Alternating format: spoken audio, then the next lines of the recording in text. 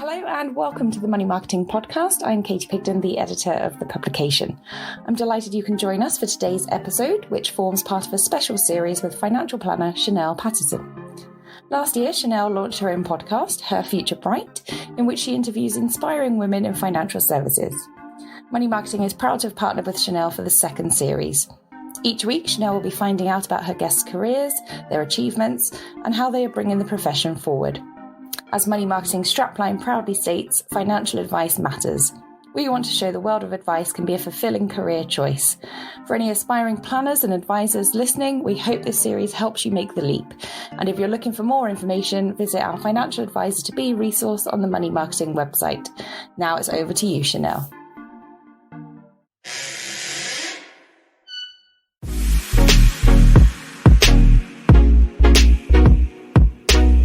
Hey everyone, I'm Chanelle Pattinson and this is the Her Future Bright podcast, where I interview inspiring women in finance.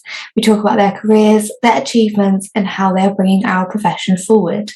On today's show, we have Prerna Khemlani.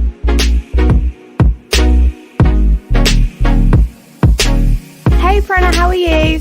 Good, thank you. How are you? Yes, not too bad, thank you. So for anyone who doesn't know, Prerna is a chartered accountant and founder of This Girl Invests. So to start things off, could you please tell us a bit about your journey so far? Absolutely. So I was born in Spain and brought up over there. And then I moved to the UK in 2011 for university. And at the time I was studying pharmacology because I wanted to be a doctor but didn't want to deal with the blood. That's how I decided. Very elaborate decision. And after a few years of doing that, I kind of realised it wasn't for me. Didn't really see myself doing research. And I fell in love with this idea of selling gluten-free and eggless cakes because I have a really bad egg allergy.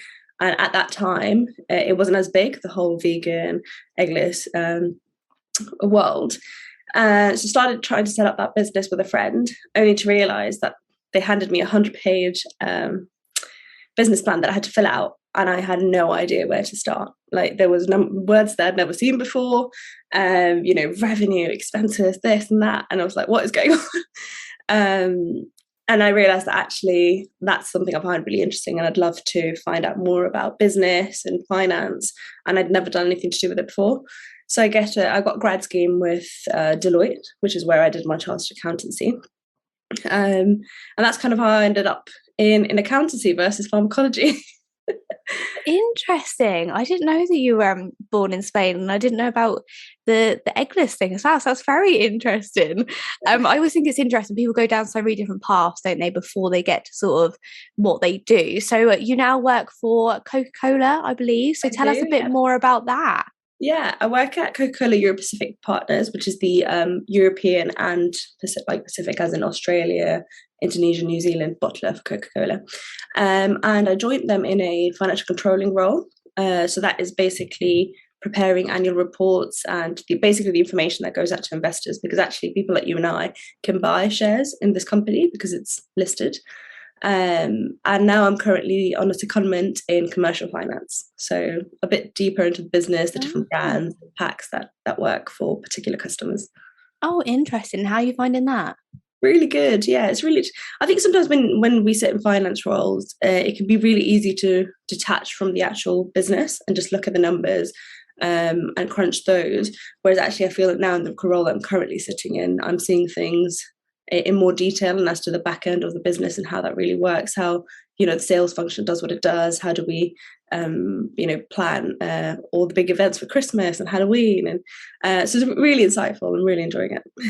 Oh, interesting. And sort of as it's sort of like a career podcast, things like that, I thought it'd be quite interesting. Did you ask for the secondment? Did they put you on the secondment? What sort of, how did that happen? Yeah, good question. So I knew that after doing about a year or two with financial controlling, I wanted to branch out and maybe learn a bit more about the business, because I was sitting at a corporate level, which basically oversees all the business units, but isn't actually in the business itself. So I kind of always knew I wanted to test out what it would be like to be in a business unit, i.e. in this case, Great Britain, and to see what things were like on the ground, you could say. So I applied for it really. No one really pushed me towards it, but I think in every business it's different. but always take your own initiative. If you know that you're interested in something, and let those around you know that that's something that you're trying to work towards, and the stars will align and you'll get there. Yeah, no, amazing, interesting. I just thought, yeah, it'd be interesting to know if you did sort of think, oh, that's interesting, I kind of want to give it a go. Yeah. The other thing that was really interesting is when we last spoke, you said that although you're a chartered accountant, you never really got your finances all in order, didn't have proper control over them. So we talk about this a lot on the podcast, but do you think this is sort of due to a lack of financial literacy? And this will roll into a lot of the next questions and sort of why you started this Girl Invest. But yeah, tell us a bit more about that. Yeah, so I think I was trying to help my mum, who's a single mum, sort out her finances, like with pensions and insurances and all these things that when you're like 23, sort of you may not think about unless someone nudges you to think about it. And I just realized that there was so much jargon out there that it was actually really difficult to sort out. And even though I was a chartered accountant and, got the qualification and everything, didn't mean that I knew how to handle personal finances and all the different financial products that are available to individuals for various reasons, and like understanding almost the nitty-gritty detail and the differences between them, which is, I guess, where you come in as a financial advisor. But sometimes you don't hit that mark to get a financial advisor just yet, and you're like lurking below that mark, and you still want to obviously improve your finances. And that's kind of something I found difficult, but unnecessarily difficult, because once I understood it, I was like, okay, it kind of makes sense. But it took a while to get there. Yeah, 100%. And yes, absolutely. I think there is a lack of financial education, and that's kind of the driver of everything I do. Yeah, and then that leads perfectly into the next question, which is, apart from your separate to your day job, you launched this Girl Invest. So tell us about it, why you created it, what it is, all these sorts of things. Yeah. So really, I created it. It was really born out of a frustration at the lack of financial education out there. And I think the more I'm getting into it, the more I'm realizing there are little bits here and there, but maybe not this one program that everyone trying to sort out their finances goes to. But yeah, it was something that was lurking in my mind for ages. Like, I knew that I wanted to talk to women about money, and I was getting really excited about investing because I was like, oh my God, this is really powerful. I finally get it. It's not difficult. You don't need to trade stocks all the time. Like, there is another way. And I wanted to talk about it. But sometimes it can feel like money is taboo and like you shouldn't talk about it. And also there was this fear of like, oh, who am I to be talking about money kind of thing, right? But my friends nudged me and they were like, just do it if that's something that you find interesting, which goes to show how important those people around you are, which is why I started this Girl Invest. And really the whole point of it started as just simplifying difficult financial words. So like, you hear equities, you hear stocks, you hear shares, like technically there might be differences, but overall they're the same thing. And as a consumer, it shouldn't really impact you, whether you know what those different things are. So that was the idea behind it. Amazing. And tell us a bit about what it is now. So I know you've got the Instagram, you've got courses. So tell us a bit more about what it has become, basically. Yeah. So I wasn't expecting for it to become what it became. So I guess that's a good thing. It's kind of turned into this place where women can go to learn about finance in a way that's not maybe specific to them. So not what a financial advisor would do, but more, okay, I want to do this with my life, or I want to do this, and how do I kind of get there? So what I set up was different courses over lockdown. So every Sunday we'd meet up for an hour and talk about pensions, talk about insurances, talk about tax, in a very, start to finish way, so people could understand what was the purpose, what the different types are, that kind of thing. And it worked really well, and the ladies in Follow Me loved it. So I thought, well, it's really hard to only do 1 hour when there's so much you can talk about and kind of build a community, which is why we decided to start the Money Transformation Program with Natalie Scott Powers. And basically the idea of that was to take women through a 4-week program from start to finish weekly, so they could maybe from financial well-being and beliefs down to stocks and shares and investing. So it was a bit of a journey and taking them through that, and it's fantastic. The turnout has been amazing, the feedback's been amazing. So yeah, that's kind of where it's got to. And also had opportunity to do corporate talks, so that's been amazing as well. Oh wow. So did a few for Roche, and blogging for corporates as well. So it's kind of been really interesting to do little bits and here bobs to make sure that other women know that, you know, this girl exists, Invest exists, and there is a platform that you can go to if you wanted to learn about money. Yeah. And do you feel like it's definitely gone down a path you didn't expect it to go down? Not at all. Yeah, exactly. Kind of starts because you're like really passionate, and it kind of flows in different directions. But I love it. It's still something I feel really passionate about. So yeah, no, amazing. I do always think when it is something you are really passionate about, whether it's your job or your sort of side hustle, I think that is what takes you really far. And someone said to me the other day, they were like, you've got to do something that you still feel excited about on the crap days, because like that's what gets you through. Like everyone has those crap days, but if you have something you really feel passionately about and you really love, that's how you get to the next day and you carry on to get to the good days. Absolutely. And I thought that is so true. But tell us, I was really interested as well, because I think courses are really interesting. I don't know, I feel like sort of online courses are quite new-ish. They are, but they're not. But I feel like now they're a really big thing and they're quite easy to create and run. And so how did you find the process of sort of creating a course and putting it together? And it seems quite a big task before you've done it, if that makes sense. Yeah. And I think for me, it was all about small steps. Like for me, it was first, let's write the post and make it simple enough, and then slowly taking it from there. So with the courses, it was very much it was easy in a way because I was trying to get across what I wish I knew, like maybe 5 years ago. So it kind of felt like that process of what content I wanted to put in it, I kind of had an idea. But also when you tend to write things down, you learn more, right? When you start to explain to people this, then you think, oh, what about that? And it makes you rethink other areas of how to maybe better explain it or why things work a certain way. So I actually found it quite good. It kind of gave structure to the thinking and helped to simplify things even more. Yeah, definitely. And how have you found doing it alongside your full-time job? Because I know so many of us do this now. I speak to so many people that have something on the side that they run, and it is really hard. So how do you find it? And do you have any tips for anyone that does it and is struggling? Yeah. I must say, over lockdown it was so much easier because there was no social life, and I kind of made it the main thing, my main project. So it was fantastic in that way. And now returning to normal life, and trying to keep the momentum, that has definitely been harder. But the way I do it is I try to not be too hard on myself, because I think everyone has this like perfect agenda that they could follow, and sometimes that's unrealistic, and then you fall and you feel bad about it, and then it's a cycle of guilt. I talk to a lot of people who do things online and feel that, I wasn't consistent, I missed this or I missed that, and so I try not to feel that and just do it more when I feel like I'm in that mood, and batch it. I think batching is a really good way of doing it. So you almost like batch all your content, and that's how I try to keep the momentum going.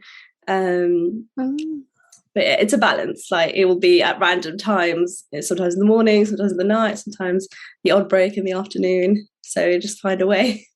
Yeah, you just make it work. And I think it does go back to that whole passion thing of you do really enjoy it. So when you sort of get going and get working on it, you sort of run with it. And so if you batch it, do you then sort of like set it up to go out over the weeks or like that sort of thing? So I use a few. So Later is really good. It's this website that you can basically prepare your post for the next couple of weeks. That's really good. And just use Canva to design. It's really good. So good. It's game changer. And then the rest, really, I just kind of naturally do stories. I do a lot of stories. So that's kind of where I end up spending a lot of my time. Yeah, no, interesting. I do see, I'd be interested to know what your thoughts are. I'm terrible at, they could sort of say showing up on your stories, saying, I'm so bad. But I find myself with Instagram, I have to, especially having a full-time job, I have to try really hard to limit myself on there, because I just sit and scroll endlessly. And then I'm like, I need to limit myself. Yeah. But at the same time, show up. And I do think it's quite a hard balance. Yeah, I think over lockdown, I got quite good into the creator mindset rather than the consumer mindset. So there's like two ways of thinking about social media, right? You either think of yourself as a creator or as a consumer. And in that shift, it was easier over lockdown to be a creator But as other things are like getting in the way of your daily routines, yes, it's so easy to go into consumer mode and like scroll, because it's weird. It like relaxes your mind, but then stresses it out at the same time. Yeah, that's such an interesting way of thinking of it, though. I really like that idea of looking at it with sort of a creator mind rather than a consumer. I think that's a really good way of looking at it. Yeah. Interesting. Very, very interesting. So you also run a Facebook group called Ladies Investing Club. I thought this was such a great idea because nothing when it comes to investing, and there's never a ladies club, is there? There's nothing ever focused at women and is inviting and friendly. So tell us a bit more about how this came about and what it is now. Yeah. So after the money transformation program, I realized how great it was to see that community working, everyone answering each other's questions or doubts, or like communicating about money in a way that was non-taboo and open and transparent. And I really enjoyed that. And I thought, actually, let's take that on to a Facebook group so other women can join and talk to other women about their money questions. So really, it's a safe space to ask those questions. I monitor it all the time just to check that if there are any questions that anyone may have, or to share resources. So yeah, it's turned out to be a bit of a community going with everyone answering each other's questions, which is really nice to see. So if you are looking for a safe space or have a question, there is no such question as a stupid question when it comes to finance, trust us. Yeah, I always say that. People are so nervous to ask the wrong question, but it's so complicated. And the internet is, I always say the internet is so wide that, yeah, it's really helpful, but it's also overwhelming. Oh, it's too confusing. Plus, you can't limit answers. The information that you get, right? Because we could get things from the US, like, and financial products that are only available in the US, like 401ks and this and that. And that's kind of a lot of what I found when I was trying to look for financial information. There's not that much UK focused information. So yeah, definitely the internet does make things just that slight bit more complicated. Yeah, 100%. And you launched This Girl Invest because you felt it was difficult to find a community. And like you said, that Facebook is sort of bringing that now, and to find other women who are on the same path towards financial freedom. So I was really interested to know that sort of since you've launched, do you feel like you've seen much change? Do you feel like women are talking about their finances more?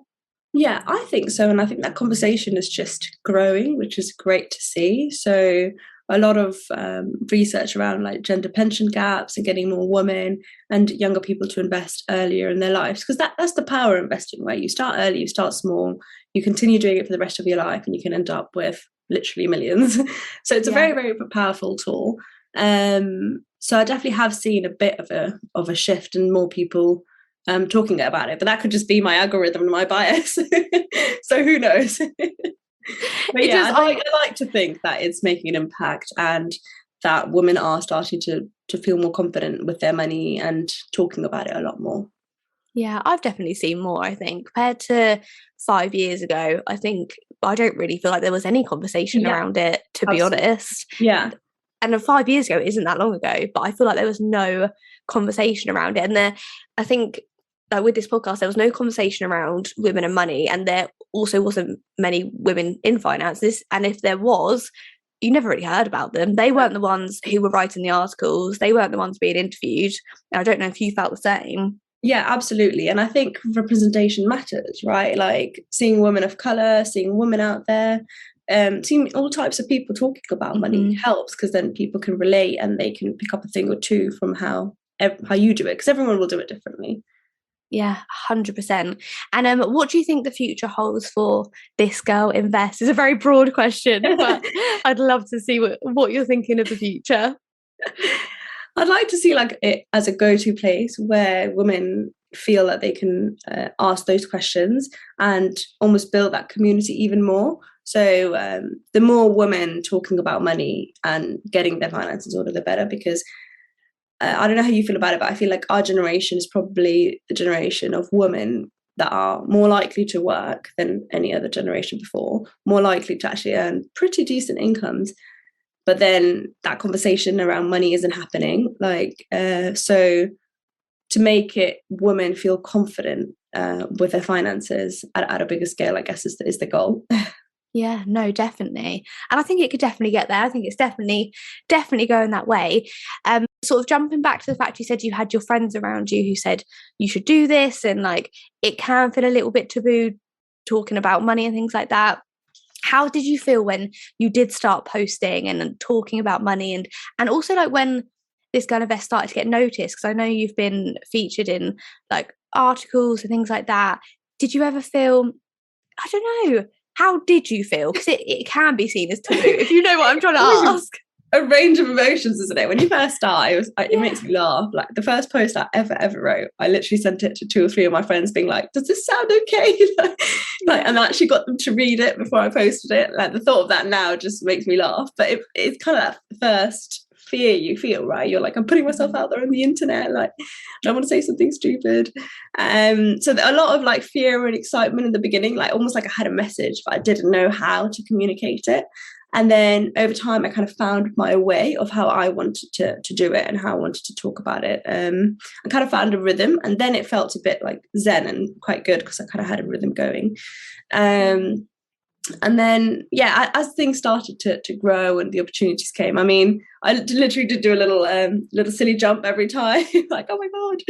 I think we all do when we have those little wins. So yeah, it's been fantastic. And I think it's taught me the power of consistency and almost trying to, keep things rolling, but then also the power of living aligned to your values. I think sometimes when we go to work, it's really hard to find that aligning to your values, and you'll maybe have like a different passion in the back of your mind. Maybe you don't want to make it your full-time job, but it's just something that you want to talk about. And when you feel that, conversation happening, like my friends come to me now and they're like, oh, like I want to invest, like how do I do it? And kind of getting that conversation going, it's really empowering. And so if you are someone that wants to start something, I mean, it could be in anything, and in fashion and beauty and finance, then just start. Like it is a journey and it is a roller coaster, but it's worth it in the end. Yeah, amazing. 100%. It is that first step, isn't it? After that, that's 100% the scariest bit. After you've done that bit, it's not that bad. Exactly. The scariest bit is before you start. 100%. Amazing. So the other thing, when I was doing my research on you before we were chatting, is I saw that you are an ambassador for One Young World, which I thought was really interesting. I've not heard of it before, but it is a global forum for young leaders. So I'd love to hear a bit more about this. I was super interested when I read this. Yeah, so One Young World's fantastic. I mean, they congregate in a different city every year. Oh, so it was Munich this year, and I went when it was in London. And basically they get really two types of people. You'd get the corporate sponsored people that attend because a corporation is sponsoring part of the event, and then sponsoring people to go. And then you have people coming from all over the world that are working on all sorts of projects in their respective countries. So, people from South America, people from Africa, Europe, like all over the world. And you kind of go through a week of talks, a bit UN style, where you literally sit there and listen, and very, very eye-opening some of the experiences. And so that happened in London 2019 October. So that was really, really good. And it's a fantastic way of meeting other people that also kind of have a project and trying to drive that forward. And it ranges anything and everything you can think of, but mainly trying to get the UN SDGs completed in a way and trying to get a step closer to them. Interesting. And how did you find it? How did you come across it?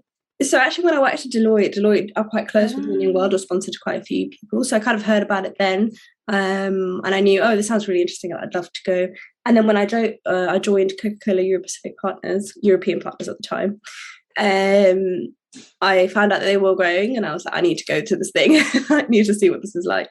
So that's kind of how I went. It was corporate sponsored, but the best thing ever. It's really, really good. All the talks are actually available online, so if you ever want to find out like what it's like, then just search about One Young World. There's always something going on. Interesting. I'm definitely going to have a look at that. I think it's always interesting to, I don't know, look and listen at things like this, something that's a little bit separate to your day-to-day role. You might hear something different, learn something new. Exactly, a different perspective, see what other people are working on, especially now with the whole ESG sustainability. It's growing a lot, and there's so much that can be quite technical, but really, really interesting to see what people are working on. Yeah, interesting. Amazing. So going to sort of your career now. So what would you say has been the biggest obstacle in your career so far? I'd say confidence. I think as women, we find that quite difficult because it's like almost like this societal balance of like trying to get your point across but not being too aggressive with it, and I find that very very complex, and it's kind of shown me some of those inner workings. I mean, growing up in an Indian household, there's this whole respect your elders narrative, and trying to take how you grew up into the workplace and how that plays out. It's been quite interesting. So I'd say trying to build that confidence. Like sometimes, you may know all the answers, but maybe you don't come across that way because you're either too quiet or too soft with how you're trying to communicate that. And I think that's something that, I mean, I've not nailed it. I'm still working through that. But I think it's something that needs to change, and more women to believe that actually they know what they're talking about. They deserve to be on that seat. They deserve to have that conversation, and that there is a way of, saying no or saying something negative that doesn't necessarily have to be aggressive, but finding that balance. So yeah, that's what I'd say. What about yourself? Do you know what? I was literally thinking while she was saying that, it really makes me think of when I've been to many conferences, things like that. I find my confidence even more difficult because the whole reason I do this podcast is because I go to these conferences and I am the only woman on the table, and I'm the youngest by a long mile.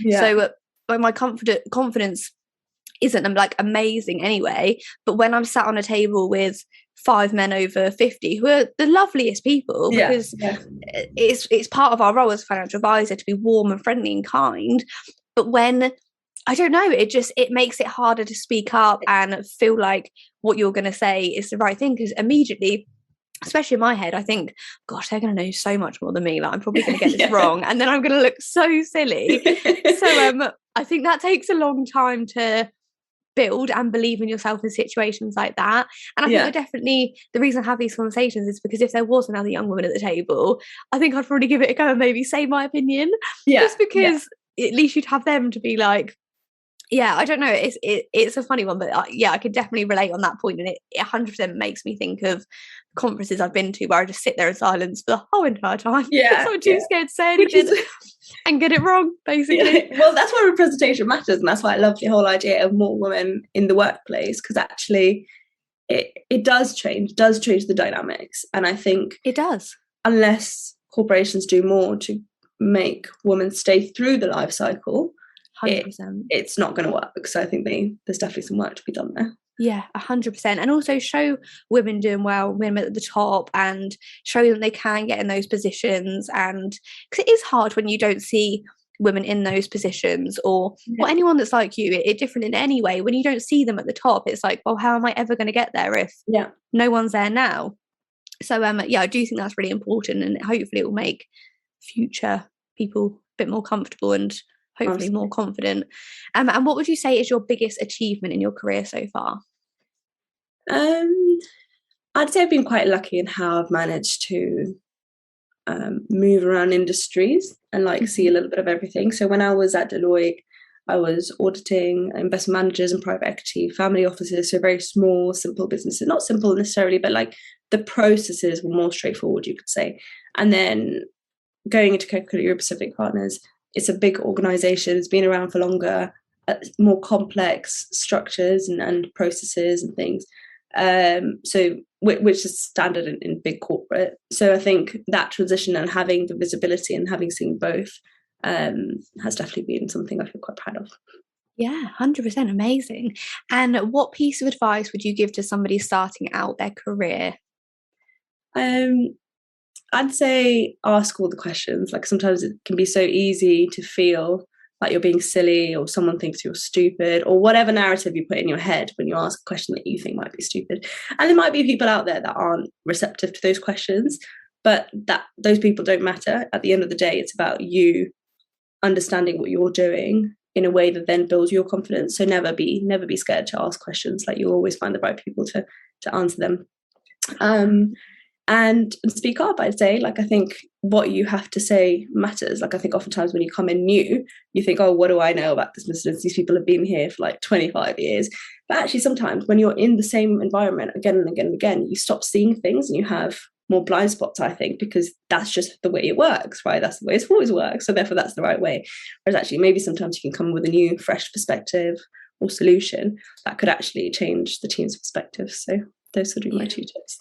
I could not agree more with that. I think I always sort of dwelled on the fact, I was like, oh, I haven't got 20 years experience. No one's going to listen to me. But I've tried to spin it and sort of think, okay, well, I've come in with a fresh set of eyes, and actually I'm seeing things differently. And you might, like, if I maybe easier or quicker, or see a problem that you may not have noticed, like you said, because they've been doing it for 20 years and it works. And okay, yeah, it does work, but I've come in with a fresh set of eyes, and actually if you did it in this way, it might work really well, rather than just sort of more efficient. Maybe you save money, whatever it may be, right? Like, there is an alternative way. Yeah, no, I love that. And we are coming to an end now, but I'd love to ask you for a book or podcast recommendation. Do you have anything for us? I am a sucker for Pete Matthews, so he does fantastic stuff. Or The Meaningful Money Handbook, I think it's called, his book. Really, really good, very insightful, very clear. That's kind of what helped me get my insurances and things like that in order. So recommend. Amazing. Where can our listeners find and connect with you? You can always find me on Instagram at thisgirlinvest, or at thisgirlinvest.co.uk. Amazing. And I will leave some links below anyway, so people can find it easily. Amazing. So that's all we've got time for today, but you're a really amazing guest. Thank you so much for coming on. Thank you so much for having me. Thank you so much for listening to this week's podcast. If you did enjoy the episode, please do subscribe, rate and review. We do very, very much appreciate it, and we will see you next week.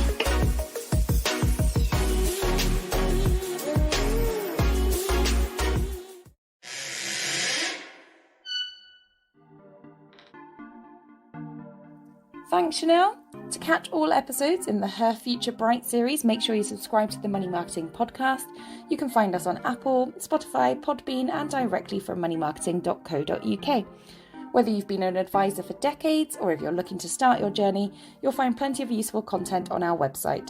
To ensure you never miss out, sign up to our newsletters, register for our magazine, and give us a like or follow on Twitter and LinkedIn. We also hope to see you at one of our events later in the year. Until next time, goodbye.